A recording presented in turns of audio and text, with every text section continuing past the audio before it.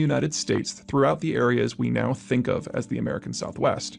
At the time the Americans founded the trail, Mexico was still an imperial Spanish territory. When the Mexican-American War occurred just 35 years later, most of the sparsely populated territory was so deeply within the American economic and cultural orbit that its inhabitants assisted the American war effort. The result was the capture of what is contemporary California, New Mexico, and Arizona and their transformation into American territories. If anything, Mexican demographics are even more favorable toward consumption than they look at first glance. Mexico's current demographic profile also shows a characteristic somewhat different from the normal pyramid. About 25 years ago, coinciding with higher labor participation rates brought upon by NAFTA, Mexican families started to shrink in size. Not so much that Mexico started to undergo the demographic collapse we are seeing in Europe, or even the tightening that the Americans are experiencing, but enough to turn the bottom portion of Mexico's population pyramid into a chimney.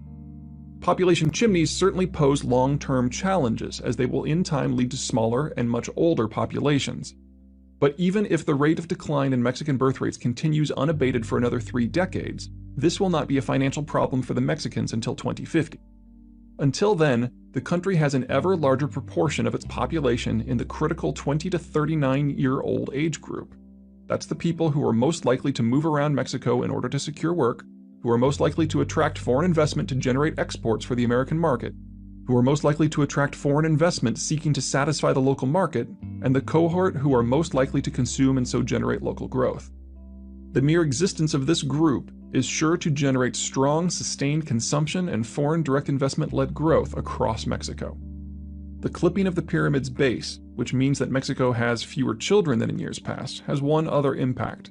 It means that Mexico's young adults have greater amounts of disposable income. They are not raising as many kids, freeing up Mexico's young adults to spend just like the Europeans did during the 1990s and 2000s.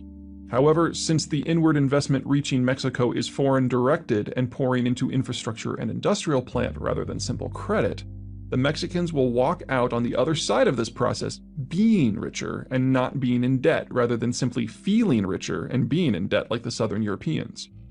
Collectively, this makes Mexico one of only a handful of countries in an increasingly demographically inverted world that can still rely upon domestically driven growth and channel foreign capital in a productive manner. 4. The drug war has improved Mexico's economic prospects. It is something of a grim irony that the drug war is perhaps the best thing that has happened to Mexico from an economic point of view. Now that requires a bit of explanation.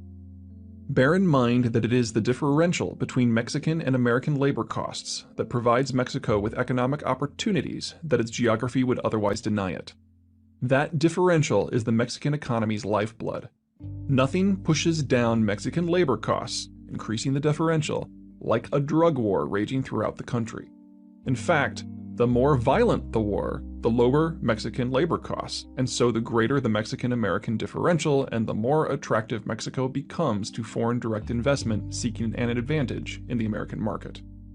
Obviously, the war's security challenges pose any number of problems, but the drug war is not raging everywhere. Mexican drug violence is deep and endemic, but it follows the conflicts of the politics of the cartel wars. Violence is only the rule where the cartels find themselves competing for the same transport routes and choke points, such as the plazas where they can smuggle drugs across the border into the United States. Outside of those danger zones, Mexico is just another developing country, and far from being random, its dangers can be planned for and mitigated. So long as the drug war rages, the economics of integration with the American market only improve. Taken together, this mix of local and regional geographies and local and global demographics turns Mexico from a basket case to a near best case. Because of Mexico's proximity to the United States, it is typically one of the world's top destinations for foreign direct investment, FDI, enabling Mexico to sidestep the very capital problem that will soon be gutting the vast bulk of the developing world.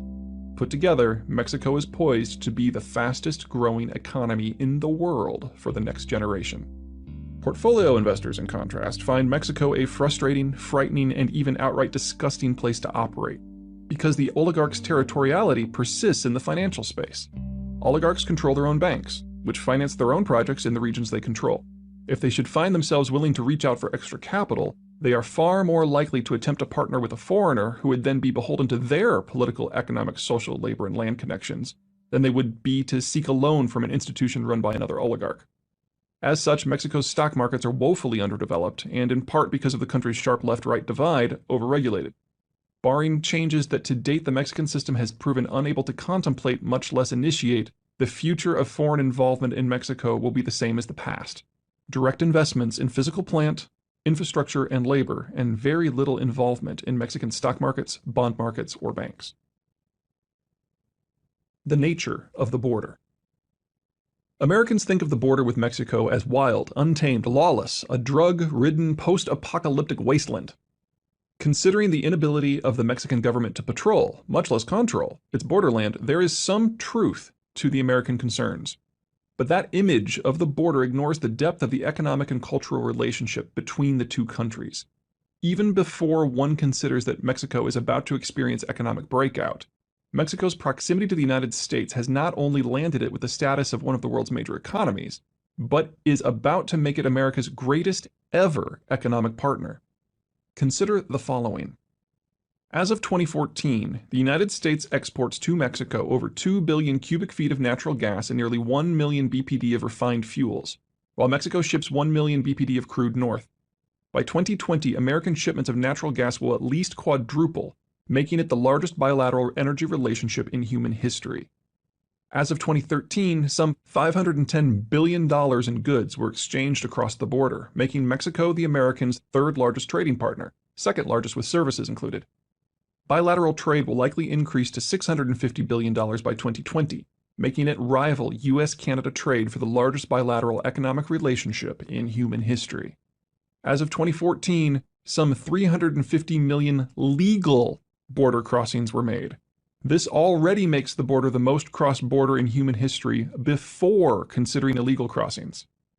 Projections indicate that legal crossings will hit 500 million annually by 2020. Mexican failure leads to integration with the United States. Poverty, government corruption, drug-related violence, environmental catastrophe, and weak infrastructure all increase internal Mexican labor mobility and decrease Mexican labor costs. The bigger the labor cost differential with the United States, the more economic integration between Mexico and the United States. American success leads to integration with Mexico. Wealth, transparent government, improved local security, higher labor and health standards, and strong infrastructure all increase American consumption and American labor costs. Again, the bigger the labor cost differential with Mexico, the more economic integration between Mexico and the United States. Acceptance of these facts changes the nature of the internal American debates about Mexico. The problem isn't so much that the Americans can't decide if they want to integrate with Mexico or not.